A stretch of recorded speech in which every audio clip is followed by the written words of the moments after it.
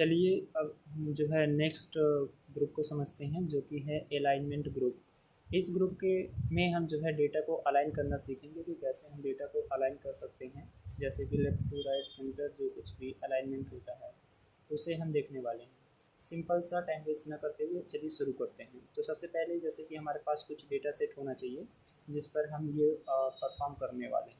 बहुत हार्ड नहीं, हम नॉर्मल सा देख लेते हैं। जैसे कि हमारे पास कुछ नेम रखे गए हैं।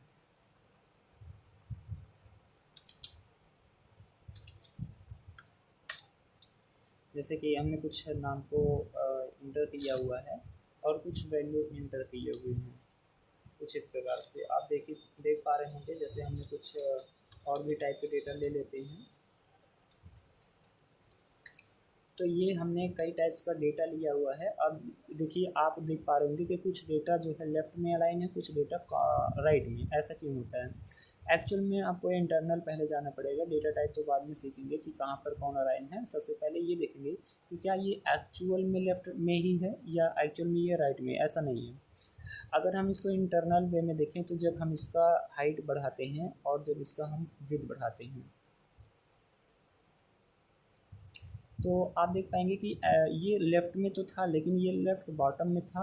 और अगर हम इसको देखें तो ये लेफ़्ट राइट बॉटम में था। तो इसका मतलब बाय डिफ़ॉल्ट, क्योंकि सेल का साइज़ कम होता है, विड्थ और हाइट कम होता है, तो हमें यही लगता है कि ये लेफ़्ट एंड राइट में ही है। जबकि उसका बाय डिफ़ॉल्ट पोजीशन देखा जाए तो यदि नंबर का पूछा जाए तो राइट बॉटम में होता है, और टेक्स्ट का पूछा जाए तो वो लेफ़्ट बॉटम में होता है। तो ये क्वेश्चन भी आता है कहीं कहीं कि आपका बाय डिफ़ॉल्ट सेल में वैल्यू और नंबर वैल्यू किस साइड में अलाइन होता है, क्या पोजीशन उसका। तो उसका पोजीशन जो है हमारा यही होता है, राइट बॉटम। तो चलिए शुरू करते हैं। अब जैसे कि अलाइनमेंट बहुत सिंपल है। आपको क्या करना है, अलाइनमेंट दो तरह के होते हैं। ये एक होता है हॉरिजॉन्टल अलाइनमेंट, एक होता है हॉरिजॉन्टल अलाइनमेंट, और एक होता है वर्टिकल अलाइनमेंट। हॉरिजॉन्टल मतलब कि जो कि आपका लेफ़्ट टू राइट होता है।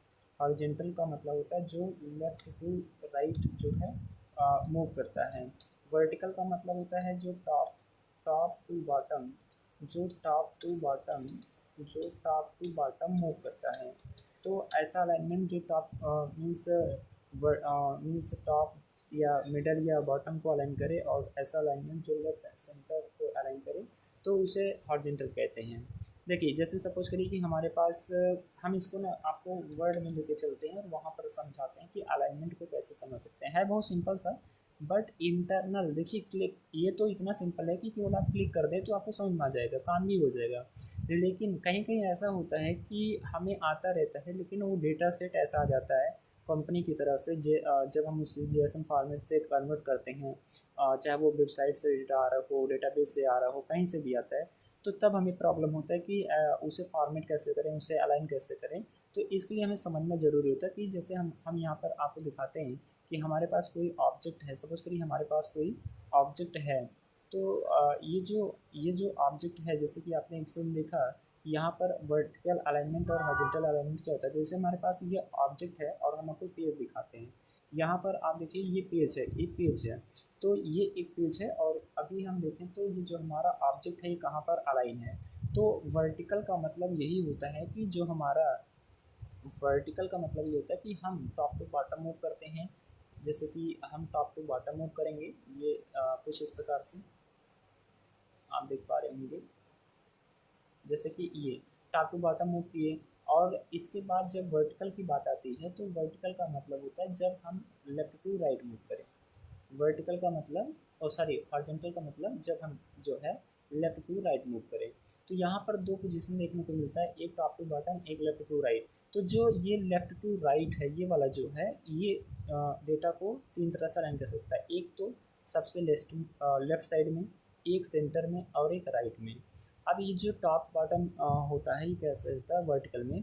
तो एक तो हम टॉप में रख सकते हैं, एक पेज के मिडल में रख सकते हैं, और एक पेज के बॉटम में। तो टोटल देखा जाए तो हॉरिजॉन्टल में 3 आपको अलाइनमेंट मिल रहा है, और वर्टिकल में 3। मतलब वर्टिकल का मतलब है टॉप मिडल बॉटम, और हॉरिजॉन्टल में लेफ्ट सेंटर राइट। अब इसी को अगर हम पोजीशन के टर्म में बात करें तो यहाँ पर टोटल 9 पोजीशन मिल जाते हैं। और जैसे आप मीन्स वही जो लेफ्ट सेंटर राइट है और टॉप बॉटम मिडल बॉटम है, इसी को जब आप मल्टीप्लाई करते हैं तो ये 9 पोजीशन बनाती है। जैसे 3 मल्टीप्लाई बाई 3 9। तो जैसे कि हमें क्या करना है, सपोज करिए कि हमारा जो आइटम है यहाँ पर है, हम इसको अलाइन करना चाहते हैं। अलाइन कहाँ करना चाहते हैं, जैसे हम जो है इसको पेज के टॉप में अलाइन करना चाहते हैं, फिर हम इसी पेज को जो है मिडल में अलाइन करना चाहते हैं, फिर हम इसी पेज को जो ऑब्जेक्ट को जो है पेज के बॉटम में अलाइन करना चाहते हैं। तो आप देख पा रहे होंगे कि ये जो हमारा अलाइनमेंट काम कर रहा है कुछ इस प्रकार से काम कर रहा है। इसी को अब अगर हम देखें तो जैसे कि अभी ये हमारा मिडल सेंटर में है, हम इसको लेफ्ट में लेके जाना चाहते हैं, हम इसको राइट में लेके जाना चाहते हैं, या हम इसको सेंटर में। तो कुल मिलाकर के आपको 9 पोजीशन देखने को मिलता है। 9 पोजीशन कैसा कि जैसे हम इसको ये हटा देते हैं, जैसे 9 पोजीशन कैसा, तो 9 पोजीशन कुछ इस प्रकार से, जैसे एक यहाँ पर हो, देखिएगा ध्यान से, एक यहाँ पर हो, एक यहाँ पर हो, ये कुछ इस प्रकार से, और एक जो है आपको यहाँ पर मिल जाए, एक आपको यहाँ पर मिल जाए ये। और इसी तरह से जब हम इसको फिर सेंटर में लेके आते हैं तो ये कुछ टॉप की टर्म बात करेंगे तो मिडल बोलेंगे, और लेफ्ट की बात करेंगे तो सेंटर बोलेंगे। तो और एक यहाँ पर तो देख पा रहे होंगे आप पोजीशन कैसे निर्धारित करते हैं। Position having to values, first vertical alignment and second horizontal alignment. It could be your choice. It means you can select first horizontally or select first vertically as your requirement, as your wish. So यहाँ पर हम क्या चाहते हैं कि जैसे कि हम ये बताना चाह रहे हैं कि पोजीशन जो है दो वैल्यू को मीन्स लेके चलता है।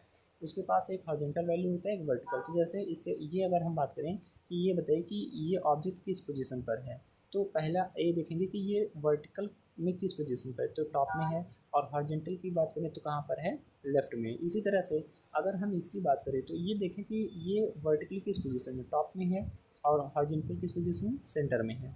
इसी तरह से इसे देखते हैं तो ये वर्टिकली में टॉप है और हॉरिजॉन्टल में राइट है। अगर इसकी बात करें यहाँ पर, ये बात करें तो क्या है, ये वर्टिकल में बॉटम है और हॉरिजॉन्टल में क्या है, सेंटर है। तो टोटल आपको 9 प्रकार के जो है अलाइनमेंट मिल जाते हैं। अब आते हैं यहाँ पर, देखिए आपको बताया गया कि जो आपके मीन्स टेक्स्ट डेटा, या इसको आप स्ट्रिंग बोल सकते हैं, जो स्ट्रिंग डेटा होते हैं ये हमेशा, स्ट्रिंग डेटा हमेशा बाय डिफ़ॉल्ट लेफ़्ट अलाइन होते हैं, लेफ़्ट अलाइन होते हैं। और जो आपके नंबर डेटा होते हैं, नंबर किसी प्रकार का होगा, वो हमेशा राइट साइड में अलाइन होता है बाय डिफ़ॉल्ट।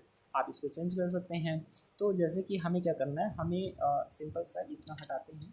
एक हमारे पास कोई डेटा है, जैसे कि हमने लिखा कंप्यूटर। अब कंप्यूटर जैसे लिखिए, यहाँ पे तो एकदम फिट दिख रहा है, लेकिन जैसे कि हाइट विद इसका ज़्यादा होता है, ये लेफ्ट में अलाइन हो जाता है। हम चाहते हैं कि ये जो है सेंटर में अलाइन हो। सेंटर में मतलब कि जैसे हम आपको ना एक काम करते हैं, पूरा डेटा सेट निकाल के दिखाते हैं कि जैसे कैसे हम काम कर सकते हैं, लॉन्ग डेटा पर कैसे अलाइनमेंट होता है।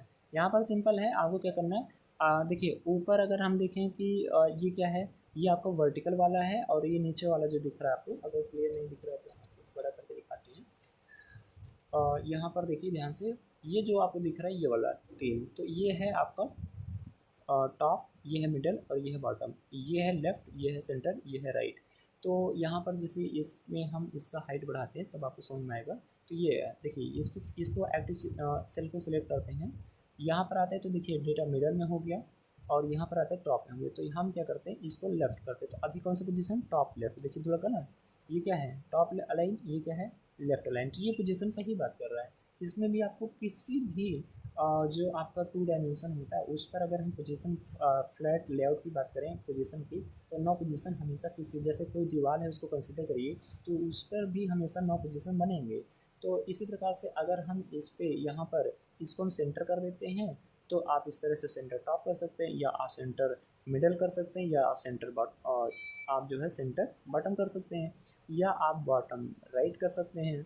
तो आपका मर्जी कि आप कैसा करना चाह रहे हैं। तो हम क्या करते हैं, इसको मिडल और सेंटर कर देते हैं। तो इस तरह से आप कर सकते हैं। यदि आप कोई हेडिंग बता रहे हैं तो आप मिडल नहीं आप जो सेंटर तो करेंगे बट मिडल नहीं करेंगे, तो आप इसको कहाँ रखेंगे, टॉप में रखेंगे। तो इस तरह से भी हो जाता है।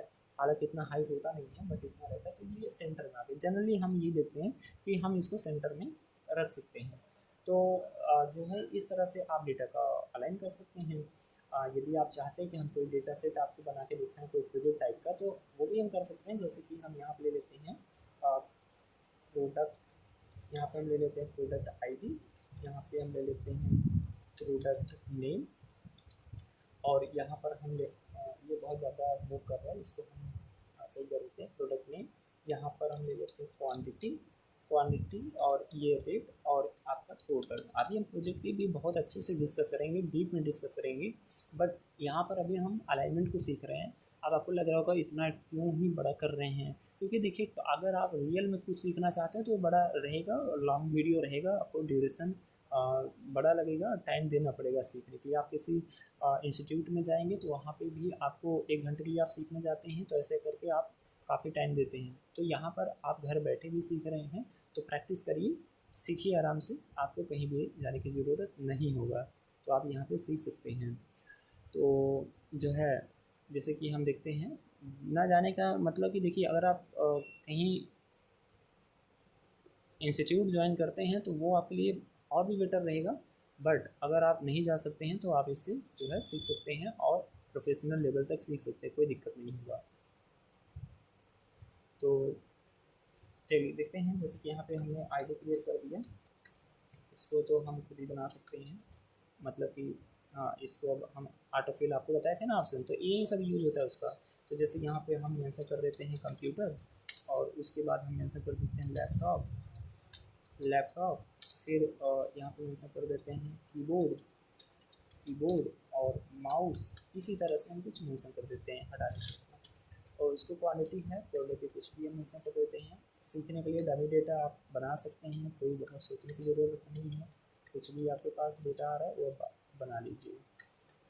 यहाँ पे इसको थोड़ा सा सही करें। चलिए अब यहाँ पर क्वांटिटी जैसे लगाते हैं इक्वल, सिंपल सा आपको रखना फार्मूला, ये मल्टीप्लाई बाई आपको ये कर देना रेट को, तो इंटर करिए पूरा टोटल निकल आएगा। इसके बाद आप इसको ऑटो फिल कर दीजिए, ये हो गया। अब यहाँ पर देख पा रहे होंगे कि एक सेल का तो सेंटर में है, बाकी तो सब लेफ्ट साइड में है, नंबर राइट साइड में है, और बाकी सब नंबर राइट साइड में है, और ये हेडिंग जो है लेफ्ट साइड में लाइन है। अब ये डेटा सही नहीं लग रहा है, डेटा को फॉर्मेट करना। देखिए अगर आप कोई रियल वर्क प्रोजेक्ट पर काम कर रहे हैं तो वहाँ ज़रूरी है कि आप डेटा को सही से फॉर्मेट करें। यदि जब तक डेटा रीडेबल नहीं होगा, अंडरस्टैंडेबल नहीं होगा, कोई मतलब नहीं आपके प्रोजेक्ट का बनाने का। जब वो समझ भी नहीं आएगा, प्रेजेंट ही नहीं होगा सही से, तो क्या मतलब है। तो उसमें सबसे ज़्यादा जो एसेंशियल पार्ट होता है वो होता है क्लीनिंग और फॉर्मेटिंग। तो फॉर्मेटिंग यही सब है कि इसको सही से फॉर्मेट करना। अभी हम कुछ आपको ट्रिक भी समझाएंगे, तो कैसे हम शॉर्टकट से भी इसको बहुत अच्छे से अलाइन कर सकते हैं, या कैसे ऑप्शन को यूज करके इसको कर सकते हैं। चलिए देखते हैं।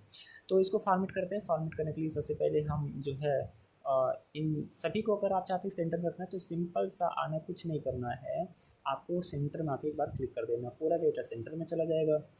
हाँ, आपको ये बता दें कि आप हर एक सेल को इंडिविजुअल आप जो है मीन्स उसको कोई कमांड दे सकते हैं, आप इसको इंडिविजुअल फॉर्मेट कर सकते हैं। यदि आप इसको राइट में करना चाहते हैं बिल्कुल कर सकते हैं, बाकी सब लेफ्ट में रहेंगे, या आप एक साथ भी कर सकते हैं, ये आपको पता होना चाहिए।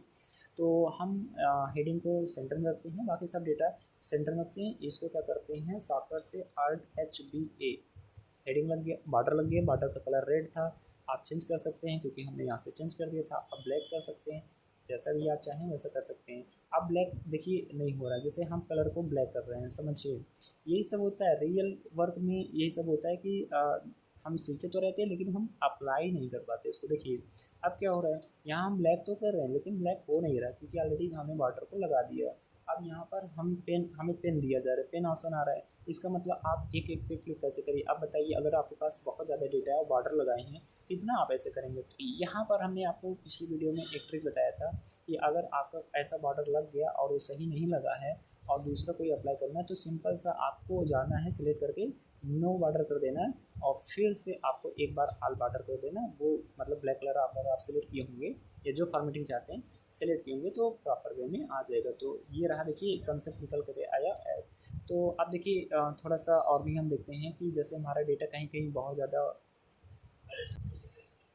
चलिए तो देखते हैं जो है कि मतलब हम क्या देख रहे थे कि यहाँ पर कहीं कहीं जो हमारा वैल्यू है वो टॉप में अटैच हो गया, तो ये सही नहीं है एक्चुअल में। सबको सेलेक्ट करिए, सेलेक्ट करके क्या करना है, इसको जो ये बॉटम में है इसको मिडल कर देना है। देखिए जैसे मिडल करेंगे पूरा डेटा वर्टिकली अलाइन हो गया, हॉरिजॉन्टल सेंटर में है, वर्टिकल मिडल में है, तो डेटा अब आपका सही हो गया। आपको क्या करना है, ऊपर वाले को सिलेक्ट करना है, सेटिंग में जाना है, कोई नॉर्मल सेटिंग दे दीजिए अगर आपको देना, बहुत डार्क नहीं देते हैं, बहुत नॉर्मल कलर यूज़ करते हैं। एक प्रोफेशनल प्रेजेंटेशन या एक प्रोफेशनल डैशबोर्ड वही होता है जिसमें कलर बहुत लाइट में यूज़ किया गया हो, बहुत ज़्यादा ना यूज़ किया गया हो। तो ये इस तरह से आप कर सकते हैं। आपको समझ में आ गया होगा कि कोई हमारे पास डेटा है, उसको अगर हमें अलाइन करना है तो सिंपल हॉरिजॉन्टल अलाइन 3 आपको मिल जाएगा, लेफ़्ट, सेंटर, राइट, और इस तरह से वर्टिकल देखना है तो इस तरह देखिए, टॉप, मिडल, बॉटम, तो ये आपको अलाइन मिल जाता है। अब बस इसके बाद हम देखते हैं कि जैसे हम जो है कुछ जो है रोटेट करना चाहते हैं, रोटेट ऑप्शन हम देखेंगे कि रोटेट का कहाँ पर यूज आता है एक्चुअल में। तो रोटेट का यूज आता है, बहुत कम आता है, लेकिन कहीं कहीं ऐसा आ जाता है ना कि आपको मतलब वहाँ वही यूज करना पड़ जाता है, तो ऑप्शन आपको पता होना चाहिए। और जैसे कि हम अटेंडेंस सीट बना रहे हैं, अटेंडेंस का सीट बना रहे हैं, तो स्टूडेंट अटेंडेंस बना रहे हैं या हम टीचर अटेंडेंस बना रहे हैं, ऐसे में क्या होता है कि हम जब डेट यूज करते हैं तो डेट पूरा दिखाना पड़ता है। और पूरा डेट जब दिखाना पड़ता है, डेट तो पूरा दिखाएंगे, जैसे यहाँ पर हमने क्या किया, डेट ले लिए, और डेट में हमने डेट तो बना लिया, सपोज करिए कि हमने जो है अभी हम नॉर्मल लेते हैं टू डेफिनेशन फंक्शन, हमने कुछ वीडियो अपलोड किए बट हम फिर से इसको देखने वाले हैं। तो यहाँ पे हमने ये डेट तो मान लीजिए ऐसे करके हम बना दिए, रियल डेट आप भी ले सकते हैं, हमारे पास प्रोजेक्ट है, हम आपको दिखा भी देंगे। तो अब इसमें है क्या कि जो हमारा अटेंडेंस होगा, जैसे कि अटेंडेंस क्या होगा कि यहाँ पे मंडे होगा, ट्यूसडे होगा, वेडनेसडे होगा, इस तरह से। तो यहाँ पर इतना तो रखा नहीं जाएगा, तो होगा क्या कि वो तो जो है ताकि अच्छे से दिख जाए, और 31 दिन होंगे तो उसको कुछ इस प्रकार से अलाइन किया जाता है, मतलब विथ को बहुत कम कर दिया जाता है, और ये तब डेट दिखते नहीं हैं। तो करते क्या है कि इनका डेट जो से रो होता है उसका हम हाइट बढ़ा देते हैं, तब ये नहीं दिखेगा, क्योंकि दिखेगा तब जब कोई विद इसका बड़ा होगा, क्योंकि ये हॉरिजॉन्टल में है अभी।